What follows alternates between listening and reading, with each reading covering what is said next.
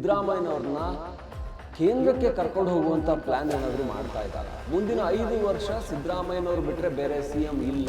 ಮೋದಿಗಿರುವಂತ ಮತ ಬ್ಯಾಂಕ್ ಇದೆಯಲ್ಲ, ಈ ಮತ ಬ್ಯಾಂಕ್ ಹಿಂದುತ್ವದ ಮತ ಬ್ಯಾಂಕ್. ಅತ್ಯಂತ ಪ್ರಬಲವಾದಂಥ ಅಸ್ತ್ರ ಯಾವುದು, ಬ್ರಹ್ಮಾಸ್ತ್ರ ಯಾವುದು ಅಂದ್ರೆ ಅದು OBC ಅವರು ಎಲ್ಲಿ ಹೋಗ್ಬೇಕು, ಅವ್ರಿಗೆ ಯಾವ ಯೋಜನೆಗಳಿದೆ, OBC ಗ್ಯಾರಂಟಿಗಳನ್ನ ಕೊಡೋಣ ಅಂತ ರಾಹುಲ್ ಗಾಂಧಿ ಅವರು ಪ್ಲಾನ್ ಮಾಡ್ತಾ ಇದ್ದಾರೆ.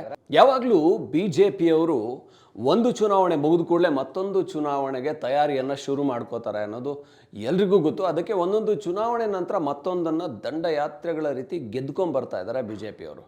ಆದರೆ ಈ ಬಾರಿ ರಾಹುಲ್ ಗಾಂಧಿ ಕೂಡ ಇದೇ ರಣತಂತ್ರವನ್ನು ಶುರು ಮಾಡೋದಕ್ಕೆ ಕಾಣಿಸ್ತಾ ಇದೆ.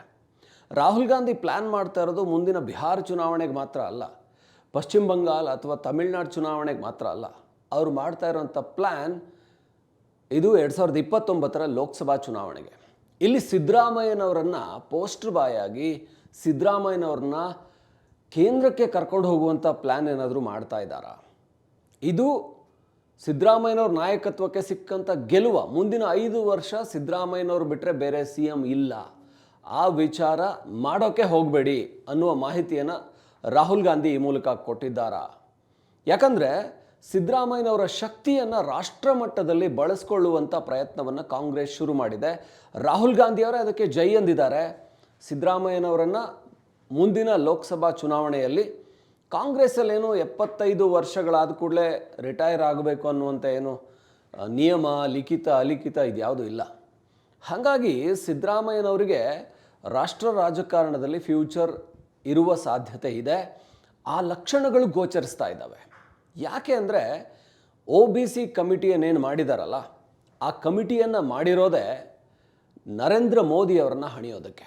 ಮೋದಿಗಿರುವಂಥ ಮತ ಬ್ಯಾಂಕ್ ಇದೆಯಲ್ಲ, ಈ ಮತ ಬ್ಯಾಂಕ್ ಹಿಂದುತ್ವದ ಮತ ಬ್ಯಾಂಕ್. ಅದನ್ನು ಕೌಂಟ್ರ್ ಮಾಡೋದಕ್ಕೆ OBC ಮತ ಬ್ಯಾಂಕನ್ನು ಸ್ಟ್ರಾಂಗ್ ಮಾಡೋದಕ್ಕೆ, ಅಂದರೆ OBC ಮತ ಬ್ಯಾಂಕನ್ನು ಮೊದಲು ಭದ್ರ ಮಾಡಬೇಕು. ಅಂದರೆ OBC ಮತ ಬ್ಯಾಂಕ್ ಒಂದನ್ನು ಸೃಷ್ಟಿ ಮಾಡಬೇಕಾಗಿದೆ. ಅದಕ್ಕೋಸ್ಕರ ರಾಹುಲ್ ಗಾಂಧಿ OBC ಕಮಿಟಿಯನ್ನು ಶುರು ಮಾಡಿ OBC ಏನು ಆ ದೊಡ್ಡ ವರ್ಗ ಏನಿದೆ, 40% ಜನ ಏನಿದ್ದಾರೆ OBC ಅವರು, ಸೊ ಅವರಿಗೆ ಏನೇನೆಲ್ಲ ಬೇಕು, ಏನೇನೆಲ್ಲ ಕೊಡ್ತೀವಿ ಅನ್ನುವಂತಹ ಒಂದು ಗ್ಯಾರಂಟಿಗಳನ್ನು ಕೊಡೋದಕ್ಕೆ ಪ್ಲ್ಯಾನ್ ಹಾಕ್ತಾ ಇದ್ದಾರೆ. OBC ಗ್ಯಾರಂಟಿಗಳಿಗೆ ರಾಹುಲ್ ಗಾಂಧಿ ರೆಡಿ ಆಗ್ತಾ ಇದ್ದಾರೆ 2029 ಲೋಕಸಭಾ ಚುನಾವಣೆಗೆ. ಇದಕ್ಕೆ ಮುಹೂರ್ತ ಹಾಕ್ತಿರೋದು ಸಿದ್ದರಾಮಯ್ಯನವರಿಂದ. ಯಾಕೆಂದರೆ OBCಯ ನಾಯಕ, ಕರ್ನಾಟಕದಲ್ಲಿ ಗ್ಯಾರಂಟಿಗಳ ಮೂಲಕ ಸರ್ಕಾರವನ್ನು ಅಧಿಕಾರಕ್ಕೆ ತಂದವರು. 2028ರಲ್ಲಿ ಇದೇ ಗ್ಯಾರಂಟಿಗಳ ಸರ್ಕಾರವನ್ನು ತಂದಂತಹ ಸಿದ್ದರಾಮಯ್ಯನವರು DK ಶಿವಕುಮಾರ್ ಅವರಲ್ಲಿ DK ಶಿವಕುಮಾರ್ ಅವ್ರನ್ನ CM ಮಾಡಿ ಗ್ಯಾರಂಟಿಯನ್ನು ಮುಂದುವರಿಸೋದಕ್ಕೆ ಹೇಳಿ OBC ಗ್ಯಾರಂಟಿಯನ್ನು ಕೊಡೋದಕ್ಕೆ ರಾಹುಲ್ ಗಾಂಧಿ ಸಿದ್ದರಾಮಯ್ಯನವ್ರನ್ನ ಕೇಂದ್ರಕ್ಕೆ ತಗೋತಾ ಇದ್ದಾರೆ. ಅಂದರೆ OBC ಕಮಿಟಿಗಳ ಅವರ ಅಧ್ಯಕ್ಷತೆಯಲ್ಲಿ ಕರ್ನಾಟಕದಲ್ಲಿ ಸಭೆಯನ್ನು ಮಾಡಿದ್ದು, ಅವರ ಅನುಭವವನ್ನು ಬಳಸ್ಕೊಳ್ಳಿ ಅಂತ ರಾಹುಲ್ ಗಾಂಧಿ ಹೇಳಿದ್ದಾರೆ. ಸ್ವತಃ ರಾಹುಲ್ ಗಾಂಧಿ ಇದನ್ನು ಸಿದ್ದರಾಮಯ್ಯನವರು ಲೀಡ್ ಮಾಡಬೇಕು, ಅವರಿಗೆ OBC ನಾಯಕತ್ವ ಹೊಣೆ ಹೊರಿಸಬೇಕು. ಹಾಗಾಗಿ ಈ ಲೋಕಸಭಾ ಚುನಾವಣೆ ಬಂತು ಅಂತಂದರೆ ಮುಂದಿನ 4 ವರ್ಷಗಳಲ್ಲಿ ಅಥವಾ 3.5 ವರ್ಷ 4 ವರ್ಷದಲ್ಲಿ ಏನು ನಮ್ಮ ಕೈಯಲ್ಲಿರುವಂಥ ಅಸ್ತ್ರ ಯಾವುದು, ಅತ್ಯಂತ ಪ್ರಬಲವಾದಂಥ ಅಸ್ತ್ರ ಯಾವುದು, ಬ್ರಹ್ಮಾಸ್ತ್ರ ಯಾವುದು ಅಂದರೆ ಅದು OBC. ಯಾಕೆ OBCಯನ್ನೇ ತೊಗೊಂಡ್ರು ಅಂದರೆ ನಮಗೆ ಸಹಜವಾಗಿ ಗೊತ್ತು, BJPಗೆ ದೊಡ್ಡ ಅಸ್ತ್ರ ಆಗಿರುವಂಥದ್ದು ಹಿಂದುತ್ವದಲ್ಲಿ ಈಗಾಗಲೇ ಅವರು ಮತಗಳನ್ನು ಕನ್ಸಾಲಿಡೇಟ್ ಮಾಡೋದಕ್ಕೆ ಶುರು ಮಾಡಿದ್ದಾರೆ. 2 ಸಾರಿ ಗೆದ್ದು 3ನೇ ಸಾರಿ ಕೂಡ ಗೆದ್ದು 2 ಸಾರಿ ಬಹುಮತದ ಜೊತೆ 3ನೇ ಸಾರಿ ಕೂಡ ಬಹುತೇಕ 242 ಅಂದರೆ ಬಹುಮತದ ಹತ್ರ ಬಂದಿದ್ದಾರೆ. ಇಷ್ಟೇ ದೊಡ್ಡ ಮತ ಬ್ಯಾಂಕ್ ಯಾವ್ದಾರ ಇದೆಯಾ ಅಂದರೆ ಹಿಂದುತ್ವದ ಮತ ಬ್ಯಾಂಕ್ ರೀತಿ. ಹಿಂದುತ್ವದ ಅಂದರೆ ಹಿಂದೂ ಜನಸಂಖ್ಯೆ 100 ಕೋಟಿಗಿಂತ ಹೆಚ್ಚಿದೆ ಭಾರತದಲ್ಲಿ. ಅದರಲ್ಲಿ ಹಿಂದುತ್ವ ಅಂಥೇಳಿ ಒಂದಷ್ಟು ಮತ ಹಾಕುವಂಥವ್ರು ಒಂದು 10-15 ಕೋಟಿ ಜನರನ್ನು ತಮ್ಮತ್ತ ಸೆಳ್ಕೊಂಡ್ರೆ, ಅದರ ಜೊತೆಗೆ ಒಂದು 10 ಕೋಟಿ ಜನರನ್ನು ಸೆಳೆಯೋದಕ್ಕೆ ಸಾಧ್ಯ ಆದರೆ ಸಹಜವಾಗಿಯೇ ಒಂದು ಮ್ಯಾಜಿಕ್ ನಂಬರ್ ಹತ್ರ ಬರಬಹುದು ಅನ್ನೋದು BJPಗಿರುವಂಥ ಲೆಕ್ಕಾಚಾರ. ಅದರಿಂದನೇ BJP ಕಳೆದ 3 ಬಾರಿ ಅಧಿಕಾರಕ್ಕೆ ಬರ್ತಾನೆ ಇದೆ.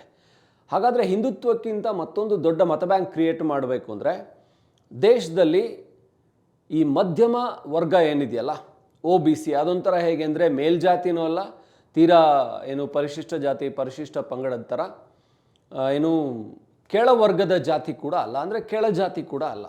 ಇದ್ರ ಮಧ್ಯದಲ್ಲಿ ಇರುವಂಥವರು, ಆ ಕಡೆ ಏನು ಮೇಲ್ವರ್ಗದವರು ಅವರು ಆರ್ಥಿಕವಾಗಿ ಸಬಲರಾಗಿದ್ದಾರೆ, ಕೆಳವರ್ಗದವರಿಗೆ ಸರ್ಕಾರ ಎಲ್ಲ ಸವಲತ್ತುಗಳನ್ನು ಕೊಡ್ತಾ ಇದೆ, ಯಾಕೆಂದರೆ ಅವ್ರನ್ನ ಮೇಲೆತ್ತಬೇಕು ಅಂತ. ಇದರ ನಡುವೆ ಈ ಮಧ್ಯಮ ವರ್ಗದವ್ರು ಸಿಕ್ಕಾಕೊಂಡಿದ್ದಾರಲ್ಲ, OBC ಕ್ಯಾಟಗರಿಯವರು, ಅವರಿಗೆ ಸವಲತ್ತುಗಳಿಲ್ಲ. ಅವರು ಅಲ್ಲೇ ಉಳ್ಕೊಂಡಿದ್ದಾರೆ. ಕೆಳಗಿರೋರು ಮೇಲೆ ಬರ್ತಾ ಇದ್ದಾರೆ, ಮೇಲಿರೋರಂತೂ ಮೇಲೆ ಸೆಟ್ಲ್ ಆಗಿದ್ದಾರೆ, ಸೇಫ್ ಆಗಿದ್ದಾರೆ. ಈ ಕೆಳ ಮಧ್ಯಮ ವರ್ಗದಲ್ಲಿರುವಂಥ OBC ಅವರು ಎಲ್ಲಿ ಹೋಗಬೇಕು? ಅವರಿಗೆ ಯಾವ ಯೋಜನೆಗಳಿದೆ? ಅವರಿಗೆ ಕಡಿಮೆ ಆಗಿದೆ, ಅವ್ರಿಗೆ ಕೊಡುವಂತಹ ಏನು ಸರ್ಕಾರದ ಸವಲತ್ತು ಯೋಜನೆಗಳು, ಅನುದಾನಗಳು ಕಡಿಮೆ ಆಗಿದೆ.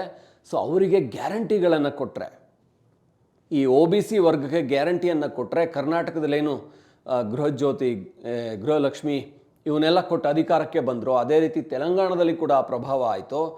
ಇದನ್ನು OBC ಗ್ಯಾರಂಟಿಗಳನ್ನು ಕೊಡುವ ಮುಖಾಂತರ ದೇಶದಲ್ಲಿ ಯಾರು 40% OBC ಜನಸಂಖ್ಯೆ ಇದೆಯಲ್ಲ, ಆ ಮತಗಳನ್ನು ತನ್ನತ್ತ ಸೆಳ್ಕೊಳ್ಳೋಕೆ ಸಾಧ್ಯ ಆದರೆ, ಹೇಗಿದ್ದರೂ ಏನು ಅಲ್ಪಸಂಖ್ಯಾತ ಮತಗಳು ಕಾಂಗ್ರೆಸ್ ಜೊತೆಗಿದ್ದಾವೆ, ಕ್ರಿಶ್ಚಿಯನ್ ಮತಗಳು ಕಾಂಗ್ರೆಸ್ ಜೊತೆಗಿದ್ದಾವೆ, ಇದರ ಜೊತೆಗೆ OBC ಮತಗಳನ್ನು ಸೆಳ್ಕೊಳ್ಳೋದಕ್ಕೆ ಸಾಧ್ಯ ಆದರೆ BJPಯ ಹಿಂದುತ್ವದ ಮತ ಬ್ಯಾಂಕನ್ನು ಮೀರಬಹುದು. ಅದಕ್ಕಿಂತ ಹೆಚ್ಚಿನ ಮತಗಳನ್ನು ಕಾಂಗ್ರೆಸ್ ಪಡ್ಕೋಬಹುದು.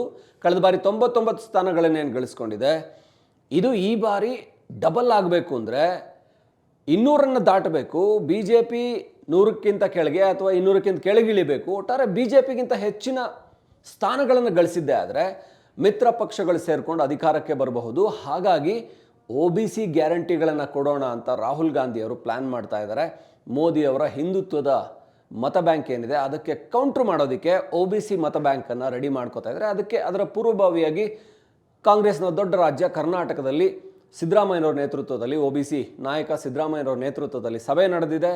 ಸೊ ಈ ಸಭೆಯಲ್ಲಿ ಏನು ಮುಂದಿನ ಕಾರ್ಯಯೋಜನೆಗಳೇನು, ಸೊ ಯಾವ ರೀತಿಯಲ್ಲಿ OBC ವರ್ಗಕ್ಕೆ ನ್ಯಾಯವನ್ನು ಸಲ್ಲಿಸುವಲ್ಲಿ ದೇಶಾದ್ಯಂತ ಏನೇನೆಲ್ಲ ಬೇಡಿಕೆಗಳನ್ನು ನೀಡಬೇಕು, ಸರ್ಕಾರದ ಮುಂದೆ ಯಾವ ರೀತಿಯ ಒತ್ತಾಯಗಳನ್ನು ಮಾಡಬೇಕು ಅಂತ ತಯಾರಿಗಳನ್ನು ಬೇಸಿಕ್ ಇನ್ನು ಶುರು ಮಾಡ್ತಾ ಇದ್ದಾರೆ. ಇನ್ನು ಹೆಚ್ಚು ಕಡಿಮೆ 4 ವರ್ಷ ಇರೋದ್ರಿಂದ, 3 ರಿಂದ 4 ವರ್ಷ ಅಷ್ಟೊತ್ತಿಗಾಗಲೇ ನಿರಂತರವಾಗಿ ಆಂದೋಲನಗಳನ್ನು ಮಾಡಿ, ಜಾಗೃತಿ ಮಾಡಿ, ನಮ್ಮ ಗುರಿ ಇದು, ಈ ಬಾರಿ OBC ಅಭಿವೃದ್ಧಿನೇ ನಮ್ಮ ಗುರಿ ಅಂತ ರಾಹುಲ್ ಗಾಂಧಿ ಹೊರಡೋ ಲಕ್ಷಣ ಕಾಣಿಸ್ತಾ ಇದೆ.